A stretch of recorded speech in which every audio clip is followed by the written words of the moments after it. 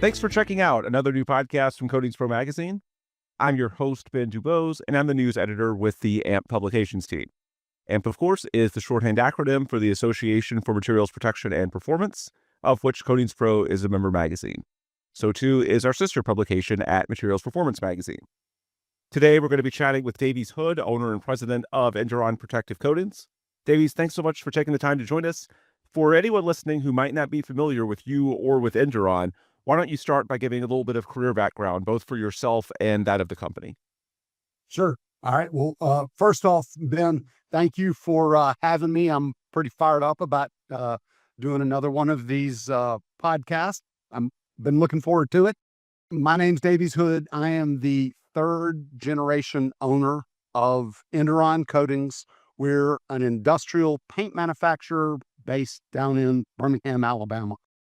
We compete with much larger competitors by focusing on certain niche markets and trying to bring value to all of the stakeholders in the projects we work with. And that goes from asset owner to specifying engineer to applying contractor. So Induron started in 1947 in Birmingham, and we started as industrial paint manufacturing company. Birmingham's an old steel city. Anything that is almost 80 years old adapts over time. We had several paint stores. For the last 30 years, we have focused exclusively on industrial coatings. I've been in the business since 1997, worked in a lot of different positions, and quite honestly, feel blessed by the opportunity I have from a professional standpoint. So Induron has a fairly unique role in the market in that obviously you all are a coatings manufacturer, but you've also got a decent bit of application know-how. You've got good relationships with contractors. You talked about your niche briefly. What is Induron's technical areas of expertise? What types of projects do you take on? Just explain what it is about you all structurally that makes you fairly unique, at least in my opinion, in the coatings market. So we focus solely on linings for ductile iron sewer pipe, protective coatings for the water and wastewater business. That's potable water storage tanks. That's water treatment plants and wastewater treatment plant facilities. And our newer venture is our protective coatings for power transmission and distribution structures. So over our history, we have a lot of experience making and selling paint for different markets, but the way we find ourselves viable in today's economy is just focusing on those three niches and knowing as much as we can about those niches. Meaning we try to bring value to all of our customers by product know-how, application know-how, and market know-how. And if we can't bring value both in the bucket and outside the bucket, then we're not doing our job right. Yep. So let's talk about what's new in 2025, because you all had a press release go out very recently about the introduction of the PermaClean 100 single leg. What's the background there, and what's the new offering? Okay, so PermaClean 100 SL is product we've just released to the market. It is NSF approved for potable water storage tanks, 30,000 gallons and larger. It is a solvent-free, 100% solids epoxy lining, high build.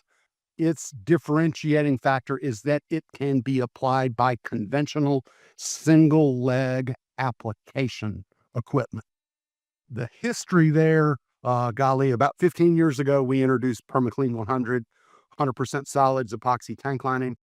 The challenge with that product has always been that it required plural component application equipment, which is one, expensive for a lot of contractors, but even more troublesome, and we found this, it requires a full-time pump jockey who is a almost like a unicorn, a very, very expensive, hard to find member or individual.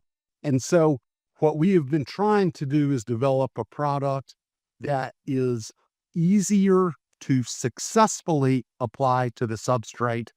And we're trying to reduce cost in the marketplace, which will hopefully improve the ability for people to get tanks more effectively and efficiently maintained for the long term. So we have a lot of track record with Permaclean 100. It's in our line of ceramic epoxies, which is really what differentiates Induron products. I talk about value in the bucket and value out of the bucket. Value in the bucket, our line of ceramic epoxies is truly innovative. And I think this new product is sort of the tip of the spear and something that I'm personally very, very excited about. So you addressed some of the historical limitations. What feedback did you hear from the marketplace as far as what they needed and also, those that have used it to this point? Just speak to the things you've heard from certainly applicators who use your products, but also potentially clients and people that are using it actually to protect their assets. Just speak to, the level of feedback and the back and forth that you've had in the development process and since rolling it out. So what I have thought for a very long time is that solvent-free, high-build epoxy linings are the best path forward for corrosion resistance in the water business. Maybe other businesses too, but the reason I say that is when you deal with a solvent-free, high-build product, you're getting your protection by barrier. So you're breaking that corrosion cycle by not allowing the electrolyte to get to the substrate. If water doesn't get to the substrate, you don't have rust.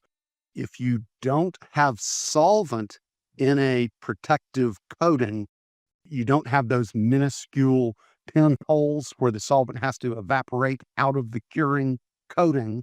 You don't have solvent entrapment, which can lead to taste and odor problems. You really do have a more robust system. Now, we've been proving that. We, as the industrial coatings market, have been proving that for more than a decade. But the challenge, and I mentioned this earlier, is application. Applying something that is solvent-free. Reason we add solvents to industrial coatings is to give them good flow so you can spray or roll them out on a substrate, get them to properly adhere. With 100% solids products, that's a little bit different. Historically, that's required plural component application equipment. And when I say plural component application equipment, really what I'm talking about is heat and very, very short hot life.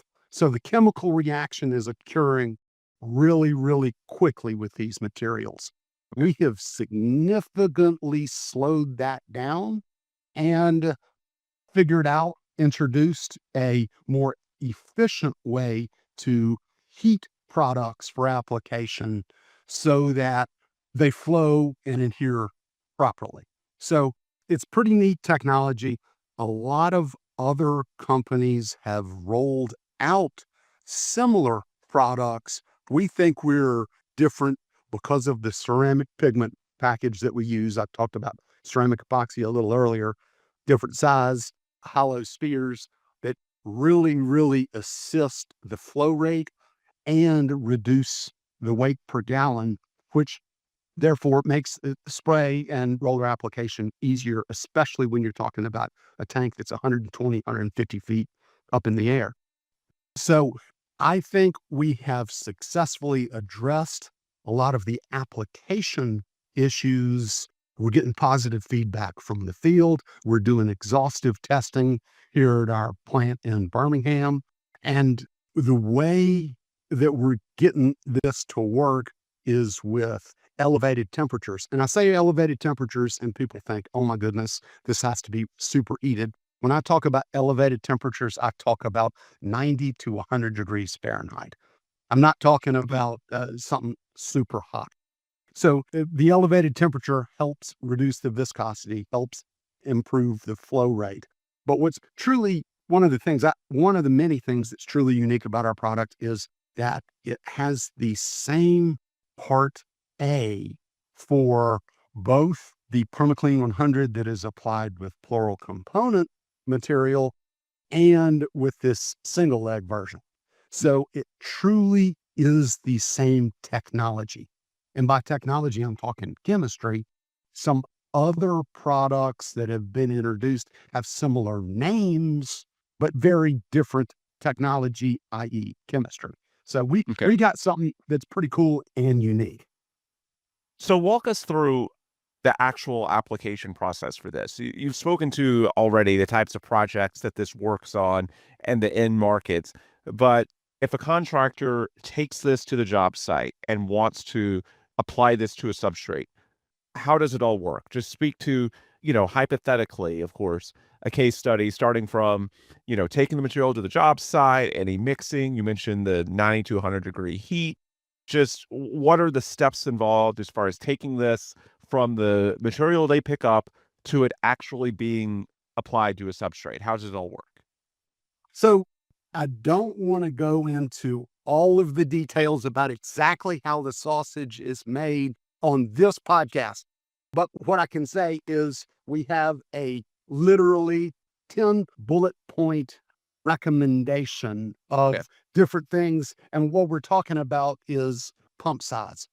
We recommend a pump size of larger than 60 to 1, but all a contractor really needs to provide is 4,000 psi to pump this stuff up an elevated tank. That's relatively low pressure. What we're talking about with temperatures elevating the mixed product to 90 degrees or 100 degrees F, we recommend proper storage of material overnight before the job so that pre-mixing the material is already elevated. We have some recommendations how to do that with the simple doghouse. And what we're talking about is a readily available Graco Viscon heater Okay. in line, relatively inexpensive. And we're talking about insulated hoses, maybe even, depending on the ambient temperatures, heat tracing that hose line from the pot out to the gun. And we have recommendations. A lot of our recommendations are the same recommendations we make for PermaClean 100 in terms of tip sizes, in terms of removing inline filters. It's pretty straightforward. And we like one of the things that we realize this is different technology, different application processes, and we want to be hands-on with our customers in the field, whether that be our sales reps or our tech service department. We want to bring that know-how with the people we work with. And so I feel like we're pretty well suited and staffed to do that. And this is in line with several industry standards, right? I'm just going off the press release, but this is in compliance with a couple of the big ones already, correct? AWWA D102 interior system. This is truly the same technology as our PermaClean 100, can be applied over a moisture cured zinc rich primer or an epoxy primer. Has, like I said, has already been approved for by UL for NSF standard 61/600 immersion. So we recommend this for all steel and or concrete surfaces throughout the water treatment process. All right, so spinning it forward to the rest of 2025 and beyond. I know one thing that's on our radar as the calendar turns to April is the AMP 2025 show, the annual conference and exposition this year in Nashville. So it's a spot where a lot of the industry comes together. When you're at a show like that, or you're out in the field anywhere for that matter, what are some of your talking points this year beyond just simply this technology? Although I know this is certainly a big part of your offering right now. What are some of the common questions or feedback that you get from people you talk to? How do you all try to address those? just speak to what your conversations with other industry professionals are like in 2025 and, what's on the horizon for you guys. Boy, so I could talk about that for a long time, Ben. I'll try to answer that from an Induron perspective, and then I'll try to answer that from a larger perspective as it relates to specifically the corrosion industry. But with us, one of our core values is innovation. We've introduced PermaClean 100 SL. We are doing a lot of work with cold cure products. That's sort of, I think, the next wave in terms of having products that are easy to apply in lower temperatures. We do a lot of water work in the upper Midwest and in the Northeast, and a lot of that work now is not occurring in the summer months, much to my chagrin, because I like good weather for maining projects. It's occurring in the shoulder seasons, spring and fall, where sometimes the temperatures get cold. We're doing a lot of work with cold cure products. So from a new product standpoint, we're doing stuff that is mainly easier to apply in the field, because it's sort of our philosophy that if it's easy to apply, it's easy to apply correctly. And then we look good, our contractor customer looks good, and the asset owner is real happy. So what we're trying to do is do stuff, user-friendly products like PermaClean 100 SL and a couple of cold cure products. From a macro standpoint, the two things I hear a lot about, one now currently are the tariff situations and fears about recession and recent upset stomachs about inflation.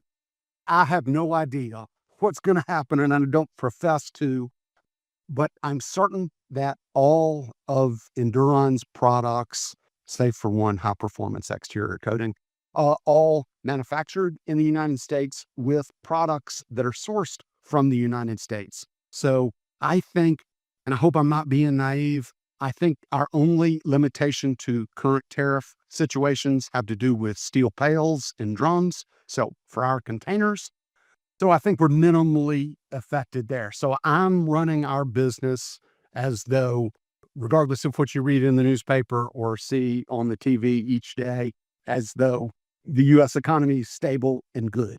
That's my take there. The other thing that is really, really hot right now in the water business has to do with PFAS. And it's crazy to me that politicians who have never taken a chemistry class are making regulation about stuff that they do not understand. And I'm not saying PFAS are not dangerous or bad and we need to get them out of the water system. I think there's some gross misunderstanding on what a PFAS actually is. And with a lot of regulation, it's easy to say, take this out. And then you start looking at dollars and cents, and it's like, golly, is this really where we as a nation need to be spending tens of billions of dollars, or do we need to fight something real like corrosion and crumbling infrastructure? So I could keep talking, but really PFAS and tariff are what dominates my daily conversation outside of this property. Inside this property is innovation in making things easier to apply for our customers. That's a really good point on the tariff situation. Do you find that people in the market are a little more comfortable with you guys because you're a domestic supplier? I know you mentioned there's a small degree of international influence on a couple of things, but you are a domestic supplier and you're mostly sourced domestically. Does that provide a layer of comfort to, your end users, your contractors, that your situation is more stable than perhaps some of your competitors? I think so. We certainly experienced a lot of the rocky problems that the whole industry experienced in 21 and 22 with supply chain issues. But we've been doing a lot of work recently on the Buy America, Build America program. And we did research on all of our raw material cost, on all of our products and where they're sourced. And we are resoundingly US-based raw materials, which I hope makes our customers more secure. Makes me sleep better at night for sure. All right. Anything else in the pipeline from you guys? I know you don't want to give away the farm here in terms of any other developments you all have on the horizon, be it in 2025 or subsequent years, but what are the types of technologies that you all are working on and or looking for feedback on from the industry?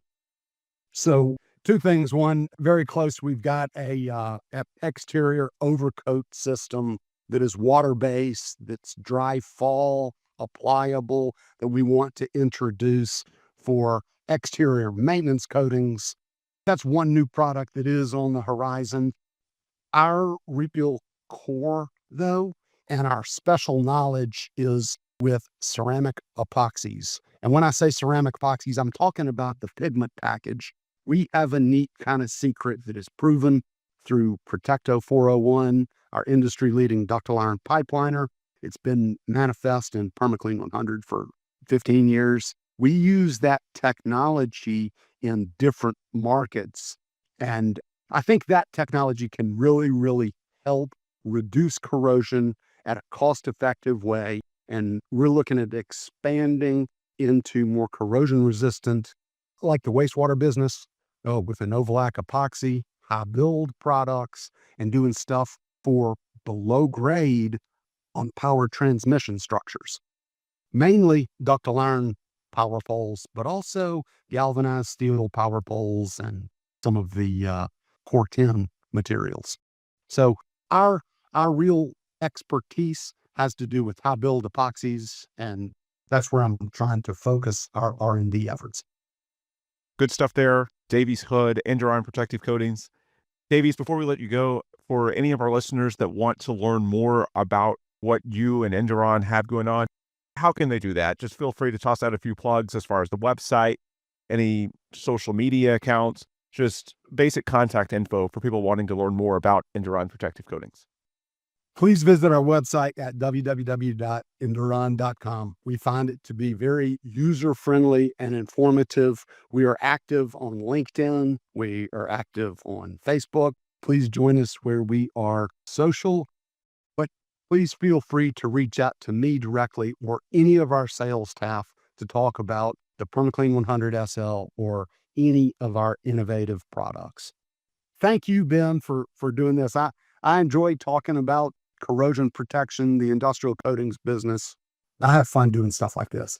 Yeah, absolutely. And I think the audience can definitely tell. You get excited about this stuff. It's a good conversation. And I'll throw a shout out to your website. You guys redesigned it in the last year or two. It's very sleek. You've got lots of background information, and beyond just the typical sales points as far as the coatings and the technologies, you've got a lot of case studies on the blog to where people can understand not just the technology itself, but how it works in the field, how it's actually applied. So yeah, that website, Induron.com, great resource. Social media pages are attached, and beyond LinkedIn, Twitter / well, I guess it's now X. I'm so not used to saying that, man. With you. But you've also got the YouTube page and email address, info@induron.com. It's all right there on the website, induron.com. And yeah, great resource. All right, we will end our conversation there. For Davies Hood of Induron, I'm Ben Dubose with AMP Publications. Davies mentioned where our listeners can learn more from them. And as far as us within the publications team at AMP, the best places to get more info from our side are at our websites, which you can find at coatingsformag.com, amp.org, or materialsperformance.com. All of those have been recently redesigned as well. As far as the podcast series, you can search for Coatings for AMP at your social media outlet of choice or, well, your podcast home of choice, and find lots of great content on many subjects within corrosion control, materials protection, pertaining to the broader mission of materials protection and performance. All right, with those plugs complete, we will adjourn for today. For Davies Hood and Induron, I'm Ben Dubose, news editor with AMP Publications. Appreciate you all, as always, for listening, and please come back soon for more new podcasts from Coatings Pro and AMP. Thank you.